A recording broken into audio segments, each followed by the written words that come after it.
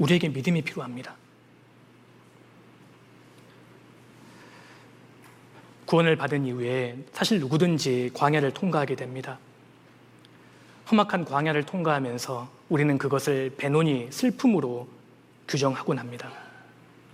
한 사람이 구원을 받고 주님 몸된 교회 가운데 수고하면서 정말 주님을 위해 더 열심히 살면 열심히 살수록 거친 들이 훨씬 많을 수 있습니다. 구원을 받은 이후에 주님을 위해 산다고 해서 내 인생이 절대 만사형통해지는 게 아닙니다. 그 사람에게 오히려 광야, 슬픔이 훨씬 많을 수 있는 겁니다. 그렇다면 내 인생이 배노니입니까? 그렇지 않습니다. 믿음의 눈으로 보면 모든 것이 훈련의 시간이고 하나님의 오른손의 해, 베냐민이었다는 것을 알 수 있습니다. 시편 77편 한번 넘겨보시겠습니다. 시편 77편 10절입니다. 10절, 11절 두 구절을 같이 한번 읽겠습니다. 또 내가 말하기를 이는 나의 연약함이라 지존자의 오른손의 해 곧 여호와의 애적 기사를 기억하여 그 행하신 일을 진술하리이다. 이 시편 77편은 이스라엘 백성들이 과거에 40년 동안 광야 생활했던 것을 회상하는 구절입니다. 그 광야 생활을 회상하면서 지존자의 오른손의 해라고 고백하고 있는 겁니다. 이스라엘 백성들은 과거에 40년 동안 광야 생활을 했던 것을 슬픔, 고통이라고 생각했습니다. 광야 자체만 보면 그렇습니다. 그런데 믿음의 눈으로 회상을 하니까 베노니가 아니었다는 겁니다. 지존자의 오른손의 해였다. 하나님의 오른손에 붙들린 시간들이었다는 겁니다.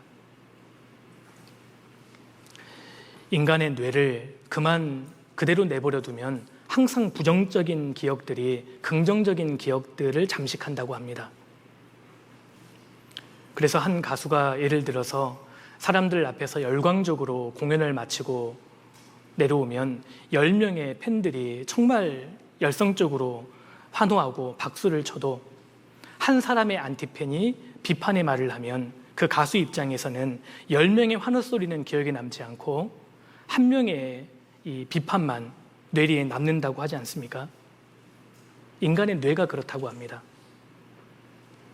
구원받은 그리스도인들의 생각 속에는 두 가지의 채널이 방영되고 있습니다. 하나는 마귀가 돌리는 채널입니다.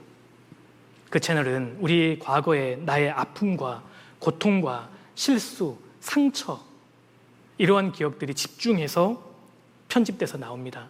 우리는 너무나 많은 시간을 그 채널 앞에서 몰입합니다. 그래서 그 채널에 집중하다 보면 마음 가운데 분노가 올라오고 울분이 쌓입니다. 하나님을 굉장히 이상한 쪽으로 인식을 하게끔 만듭니다.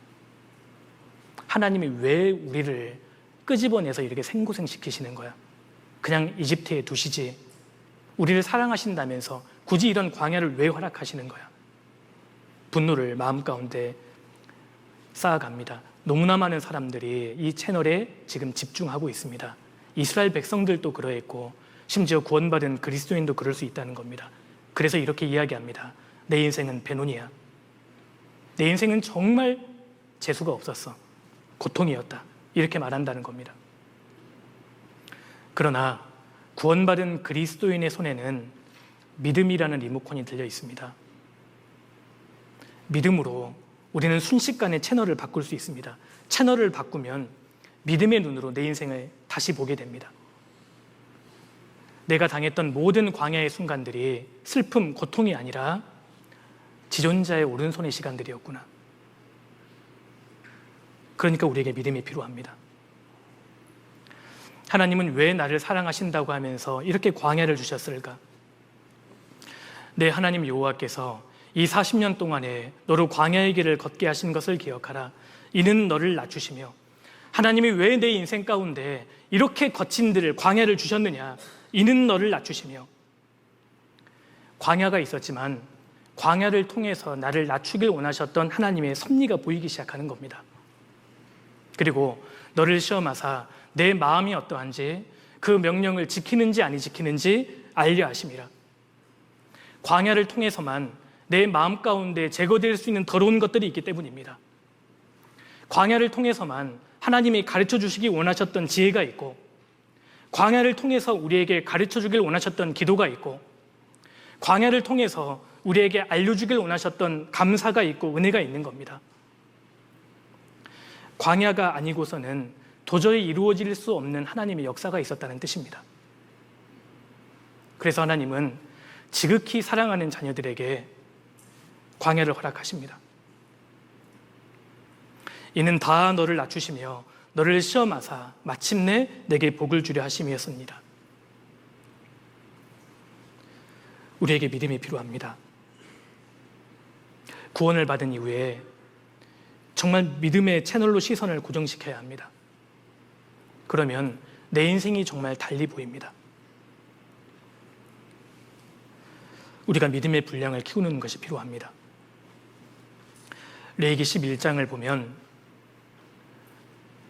부정한 짐승과 정한 짐승이 나오지 않습니까? 곤충 중에 기어다니는 모든 것들은 부정하다고 하셨습니다. 왜냐하면 장애물을 뛰어넘지 못하기 때문입니다. 그런데 뛰는 다리가 있어서 장애물을 만날 때마다 과감하게 뛰어넘는 곤충을 보면 하나님이 정하다고 하셨습니다. 우리에게도 뛰는 다리가 필요합니다. 믿음이라는 다리입니다. 인생을 사는 가운데 내 머리로 받아들여지지 않고 내 마음으로 품어지지 않으면 하나님께 과감하게 맡기고 뛰어넘어야 합니다. 우리에게 믿음이 필요합니다. 어차피 인생을 사는 가운데 문제는 많이 터질 수밖에 없습니다. 부모님이 자식을 버리지 않습니까? 교사가 학생을 찔러 죽이기까지 합니다. 우리가 이 세상을 살면서 마음에 받아들여지지 않으면, 내 머리로 이해가 되지 않는다면 하나님께 과감하게 맡기고 뛰어넘어야 합니다. 성도가 무너지는 것은 어려운 문제 때문이 아닙니다. 믿음이 바로 서지 못했기 때문입니다. 우리에게 믿음이 없습니다. 주님의 말씀을 하루 종일 들었던 제자들, 정말 마음이 황홀하고 좋았을 겁니다. 근데 예수님께서는 날이 저물 때에 배를 타고 저편으로 건너가자라고 말씀하셨습니다. 그래서 이 제자들이 예수님을 모시고 갈릴리 바다를 건넙니다. 근데 갑자기 광풍이 불어닥치죠. 바닷물이 뱃속으로 다 들어오고, 그래서 제자들이 울부짖으면서 주무시던 예수님을 깨우기 시작합니다. 예수님, 우리의 죽게 된 것을 어찌하여 돌아보지 아니하시나이까? 그때 예수님께서 깨어나셔서 두 가지를 하십니다. 첫 번째, 무엇을 하셨습니까? 바람을 꾸짖습니다. 잠잠하라, 고요하라. 그래서 물결이 잔잔해집니다.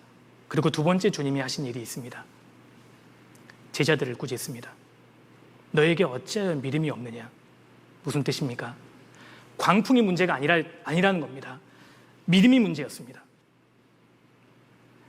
광풍은 우리를 삼킬 수 없습니다. 믿음이 없기 때문에 넘어지는 겁니다. 마가복음 9장에서 흉악한 귀신 들린 아들을 가진 아버지 혹시 기억하십니까? 귀신 들려서 아들이 불에도 넘어지고 물에도 자꾸 넘어집니다.